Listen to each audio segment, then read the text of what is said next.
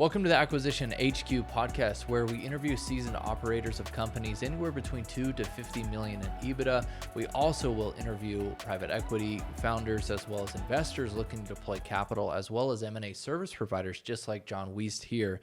John is a corporate and M&A attorney who helps business owners buy and sell companies, structure and reorganize entities, secure financing, bring on investors, and navigate complex business transactions.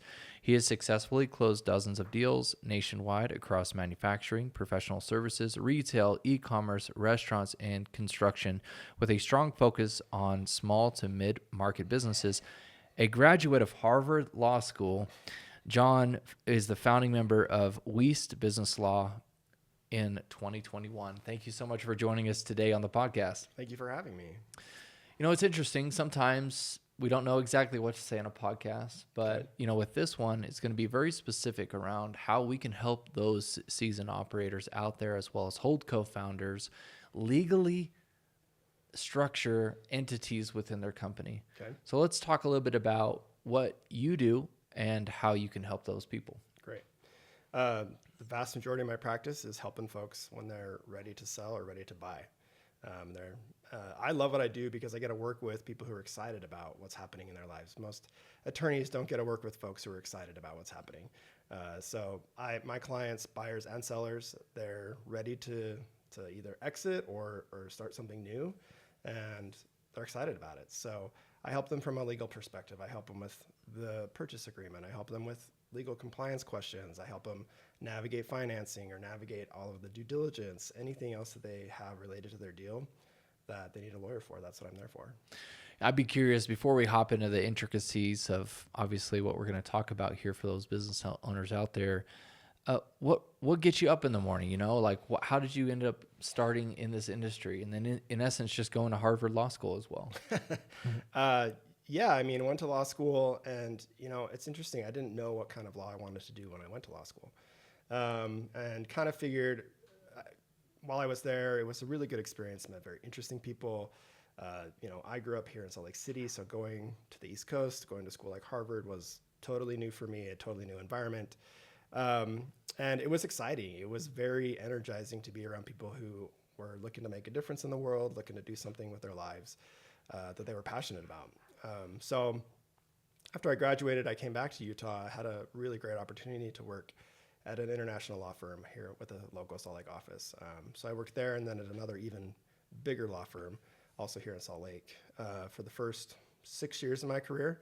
And I learned a ton. I mean, it's kind of like most lawyers will tell you that when they start practicing law, it's like drinking out of a fire hose, you know, that learning curve, the first few years, you're just like, what is even happening? And you learn a ton. And that's what happened to me. I learned a lot. And finally, I got to a point where I was like, you know, I want a little bit more control over my life. I want a little more control over what I do, who I work with. So I left and started my own firm, which was really scary, honestly, but also exhilarating at the same time. And I've never looked back. It's been great. I've learned a ton and grown a lot, grown in my professionally and personally, being a business owner myself. And I think it gives me insight into helping other business owners who are looking to exit or Absolutely. to start. I mean, I've seen and I interviewed other, you know, lawyers that are working with bigger firms. And I'd be curious, though, your perspective on the difference between a bigger firm and a smaller boutique, kind of like yourself. Can you share those differences? Yeah, I mean, big firms are great, and they provide, you know, full service. They can help you with really anything that you need. And they have a certain business model. They have partners, they have associates, and you know, their billing structure is often at an hourly rate, and that's totally normal. And you know, they can bring in partners here in different offices or different industries to help you with complex problems. So, I mean, there's a reason that they are structured the way that they are. It makes sense. With a smaller boutique firm, a small firm like mine or a boutique firm, I think you get more attention from, like, I know with me, like my clients get my attention completely. And I think that there's a lot of value in that. And that, you know, I also am working, my interest is in helping them accomplish what they want, not just billing hours. Yeah. And again, that's not to throw shade on partners at big law firms or anything like that, but I do think the mentality is a little bit different. I'm out there, I'm meeting people, I'm finding my clients, I'm working with them directly, and tend to have a good relationship with my clients. I like to get to know them a little bit. We call, we text, we email, and I think that there's a little bit of a difference there when you're working with one person directly. Share with me about complex problems within the legal structure of an entity and what you've seen that hasn't worked correctly for some companies. I think entity structure, whether you're an LLC or a corporation, makes a big difference. And most sellers, by the time I encounter someone who's selling a company, they've been around for a long time. Maybe when they started, they didn't structure their company with an exit in mind. And people buy and sell both corporations and LLCs all the time. It's not, it's totally doable. People do it all the time. But sometimes if they have a little bit more, and I'm working with small and mid-sized companies, right? So where there'll often be one major interest holder, if it's shareholder at a corporation, or a member if it's an LLC. If they have a more complicated like equity structure, if they have more partners and one of them wants to leave and the others don't, that gets a little bit more complicated. Again, you can figure that stuff out through shareholder agreements, operating agreements, buy-sell clauses. All that stuff can get worked out. But the sooner that people start thinking about that, if they're looking to exit, how is my company structured? What is the equity structure looking like? And what are my rights? What's my, how do I say this? What are the options I have in buying or in selling my company? Well, many people, they come to the end, whereas they should have been more proactive as far as creating, these documentations, right? Yeah. Can you explain to us some of the best practices of one who is running that company out there that you may have already established a company, but you may have not done all the things that you would suggest. Yeah, so can absolutely. you suggest to us some of the things that you would do in preparation? Yeah. So if there's more than one owner of a company, you need to have an agreement between the owners of the company as to how it's going to be run, how someone can buy or sell their interest in the company, or someone else can buy in.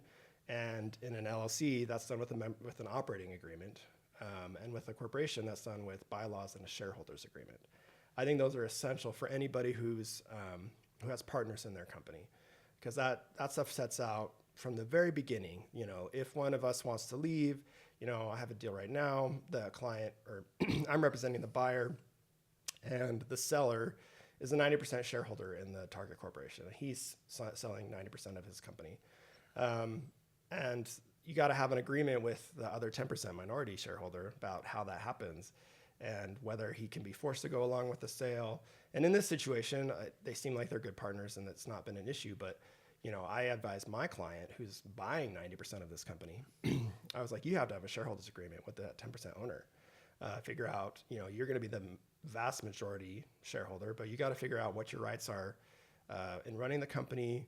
And, if in the future you want to sell or bring in other investors, you guys should agree on how that structure, how the mechanics of that work up front before you get to the point where you're wanting to do that. Complex issues amongst people and amongst organizations, and making sure that it's all written, it's all structured accordingly. And I think that's, again, some areas that people are miss on. They miss on. I'm sure you've probably seen it quite a few times. Let's talk a little bit about how people they're going to be able to make an acquisition, right? So we're talking to the holdco founders out there. Great. What's the legal structure in regards to a holdco, and then how do you structure that company correctly to where it owns other LLCs? Can you explain a little bit there? Yeah, so it's very easy to set up a holding company and have it own membership interests in other LLCs. That's, it's not difficult to set up an LLC with whatever in any state, with the Secretary of State or a comparable body in a different state. And what you want to think about, there's a couple things. A lot of the companies of the size that I work with have chosen to be taxed as S corporations if they're LLCs. And there are restrictions on who can be the owner of a LLC taxed as an S corporation.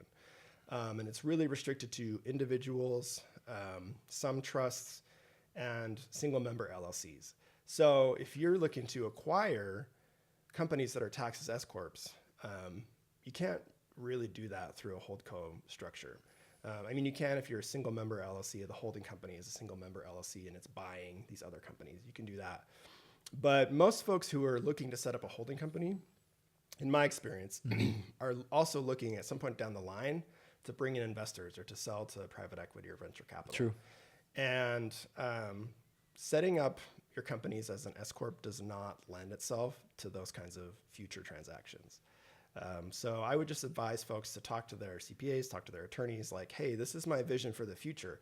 How do I set myself up to be able to sell my companies easily in the future if I want to? And that may mean that you don't buy LLCs taxed as S corps, or you choose a different structure. Would that be a C corp? Yeah, so C corps are very easy to buy and sell, shares in a C corp. So that would be one way to do it. You get double taxation. You get taxed at the corporate level and at the personal level. So that's a downside. But if you're looking to really grow, I think it's the best setup. And again, it depends on the situation. So talk to your professionals about it. But that's, in my experience, that sets you up for future success if you want to sell to other people in the future.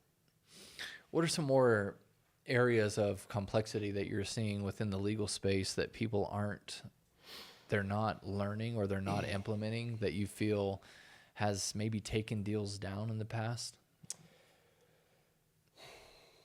I mean, I think the structure that we've talked about, setting that up and getting it, making it clear to everybody what the rights are of people who want to buy and sell is something that if you don't have that set up already, you need to get started on doing that a couple years in advance. But for folks who are looking to exit, they really should start exit planning, a couple years before they want to actually sell. And that's talking to their financial advisors, talking to their legal advisors, talking to their tax people, and getting their company really cleaned up if their financials are maybe not quite, spick and span or things like that. Getting all of that packaged and cleaned up 2-3 years in advance it really increases the value of your company.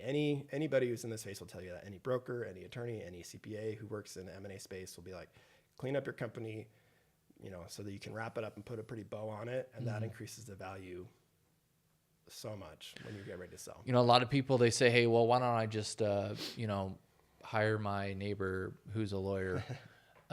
Can you explain to me a little bit of the difference between both the M&A lawyer and the other lawyers, right? So absolutely. How do you guys have a specialty that would lend itself to people that are making acquisitions or selling their companies? Yeah, that's a very common thing. And it makes sense to me why, an established business owner, particularly one who is selling, they've been in business for a long time. They've created a team of professionals that they trust. And maybe it's their neighbor who's an attorney or whatever. But it makes sense to me why they would think, hey, I'm looking to do this transaction. I'm just going to use the same attorney that I've used for everything that I've done. I get that. There's relationships are important and trust is important as well. But they're really, in my experience, I can usually tell, when I'm working with an attorney on the other side, like how experienced they are in M&A deals. And I can also tell kind of what their fee structure is like. Some attorneys do bill by the hour. Other attorneys, and this includes me, typically charge flat fees for these kinds of deals. And I can usually tell based on how much they redline, how much they kind of bring up things that someone with a little bit more experience would know that's not really relevant, or that risk is so low that it's not worth fighting over. I think that people are much better served by using an attorney who has experience that can say to them, look, I've done X many deals in this industry. I know that this is what this means. This is your risk in this area. It's really minimal. I wouldn't worry about fighting about that. Or you really got to pay attention to this. This is a huge deal. Don't budge on this. You don't get that experience if you're if M&A is not your specialty, and you only do, you've only done a handful of deals in your career. So I'm Makes obviously not biased at all, but I think people will have a better experience with their attorney, with their legal professional, if they use somebody who has experience in the field doing M&A work. Yeah, I've seen that to be true time and time again. There's so much that goes into creating your brand and your business, and then we're getting to the end here where we want to exit a business. What are some of the things again that you're seeing that people are failing within that process? One thing that I see with sellers, and again, I understand where they're coming from on this, is they have a lot of emotion tied up in their business. This is their baby. This is the thing that they've, built over decades. I totally get that. I have seen some sellers in deals that I had one deal actually this year, $several million deal. And the seller, who I believe he was quite a bit older. So, he, again, had this company for like 40 plus years or something like that. But he was fighting with the buyer about matters of like a few $1,000s, and ultimately this multi-million-dollar deal fell apart and the buyer walked away because they couldn't come to agreement over, $5,000 or $10,000 difference on something. And I thought that was wild. He can do what he wants, that particular seller, it's his business. But talk about stepping over a dollar, or, what's the phrase? I don't know what it is. I'm not stepping sure, over a dollar to saying. pick up a dime kind of thing, So I see that with sellers, and I think that comes from emotional attachment, again, which I understand where that comes from. But at the end of the day, I always want to say to sellers, like, do you want your money or do you not want your money, right? Mm-hmm. So I think, and that again comes from, I think a good attorney and other advisors in the M&A process can help explain to a buyer, or to a seller, hey, like let's take a step back. Let's get some perspective on this situation and look at what we're kind of arguing over and what's at stake. And so again, having advisors that help, who are experienced can help you kind of overcome those hurdles. That's good. We've got advancing technology really quite fast right now with AI. And have you seen or do you utilize tools to help you with your process? Yeah. So I had one friend say to me, someone say to me recently, because what attorneys do, attorneys essentially read and write all the time. And I had one friend say to me, he's like, well, writing, AI is taking over writing. And to a certain extent, that's true. And a lot of the work that attorneys will do is kind of formulaic. We use forms, we have different templates, especially in kind of the contract space. So AI can be a useful tool. Mm-hmm. And I do use it on occasion. I'll have, hey, I need this particular provision that I haven't drafted one of these in a while. And I may use AI to be like, hey, give me a first draft of this. But in my personal and professional opinion, that's the extent of it, right? It's the first draft. I got to look at it. I got to, make sure that it's correct, basically. And I do sometimes I have clients that come to me and they'll say, hey, I put this into ChatGPT and it said this, this, and this. And it's useful to a certain extent, but also it can kind of get them to focus on things that I'm like, oh, that doesn't really matter. Like, that's not really an issue. Mm-hmm. But they may get kind of stuck on it because AI told them, like, hey, watch out for this. And so I think, in the legal industry, and again, this is just, we're all new to this in the last few years, right? We're still seeing where this revolution is taking us. But I think that from a legal perspective in the legal industry, it's probably similar to other industries where AI is a useful tool, but that's all it is. It's a tool. And it's not a replacement for humans and, free thinking. And I mean, that's a great perspective to have. And I truly believe in that as well. I mean, every one of us have access to all these tools. It's just, we need to have the knowledge and understanding of how to utilize them. Right. And I think it's going to be, obviously we're stepping into an amazing future. Right. It's interesting. You talked about a deal that blew up and it's like, you see that time and time again. Right. Yeah. Are there happens on any occasion. other memories that you can have over a deal that, you know, maybe from a legal standpoint or from an integration standpoint? Because again, you're in the seat, you're right in the middle of deals. Yeah. And I'd like for you to help us understand a little bit deeper as to what we should do and should not do during that transaction. So I think that my number one piece of advice is to either a buyer or a seller is make sure that the other party that you're working with is someone that you like, that you trust to a certain extent, and get along with. You know, the deals that I had another one just like a year or two ago that, you know, not when I was representing the buyer who's buying a corporation in California, and the buyer and the seller were supposed to. Let me say this. Let me start over on this. In this particular deal, You have to use your lawyer terms. yeah, It's okay. the buyer and the seller, in my opinion, didn't get along very well. Okay. And there was very little consensus between them. There was very little flexibility in like, hey, I want this, you want that, let's meet somewhere in the middle. They both kind of were taking, you know, this is my position, that's your position. Mm-hmm. Well, I'm not going to move.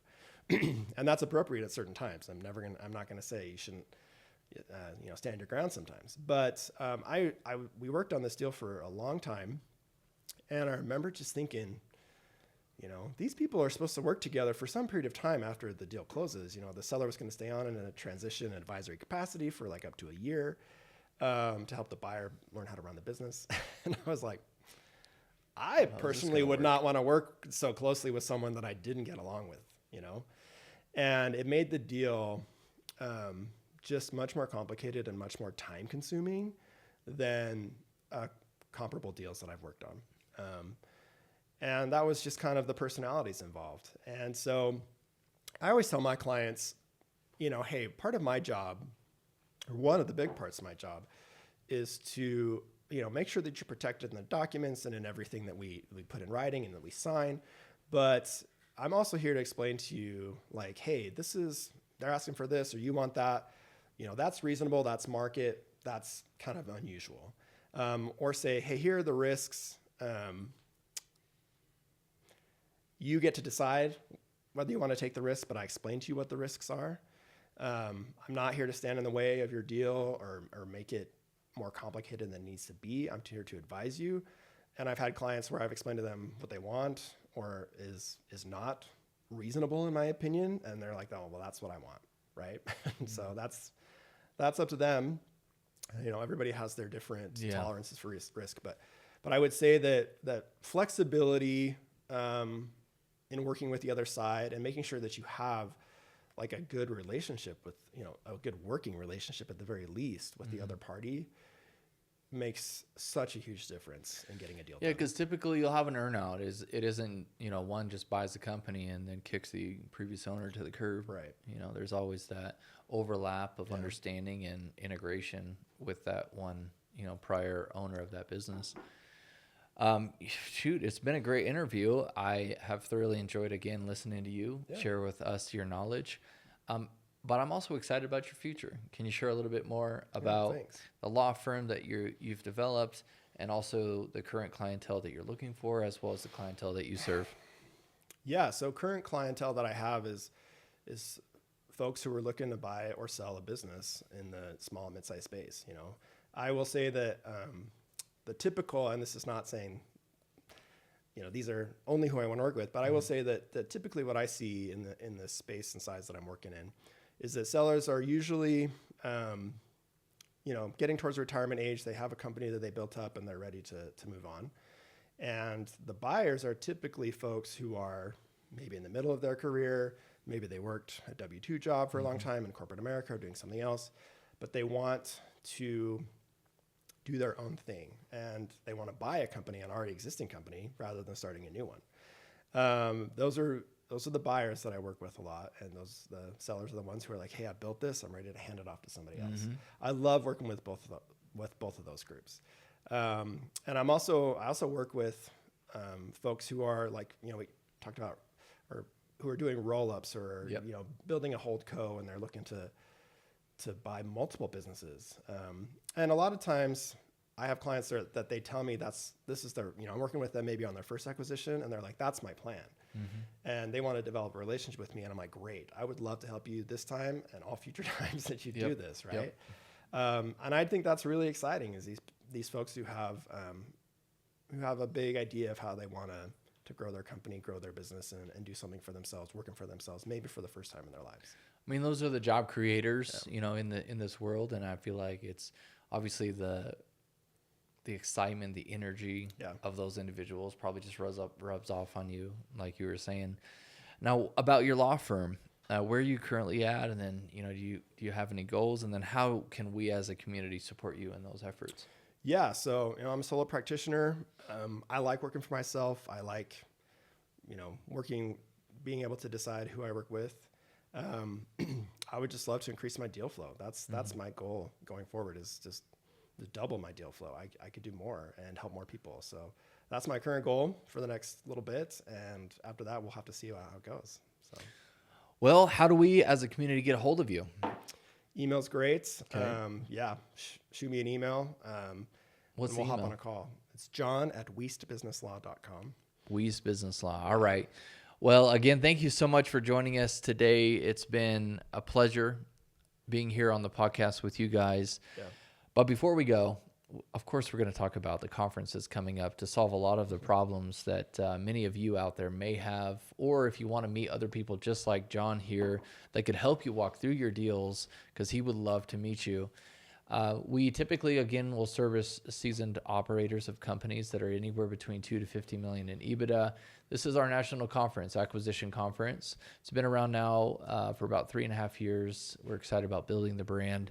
And we also have, off of the conference, we have a private network. That private network has members just like John here who, again, can help walk you through deals, can help you with education.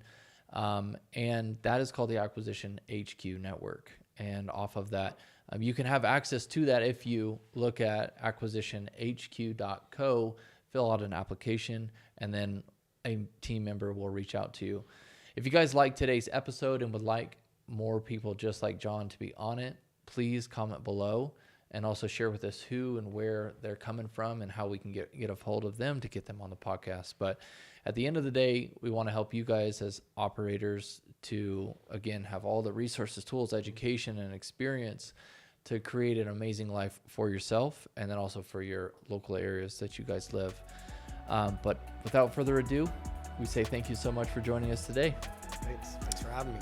And we can't wait to create another video just like this for you guys. Have a great day.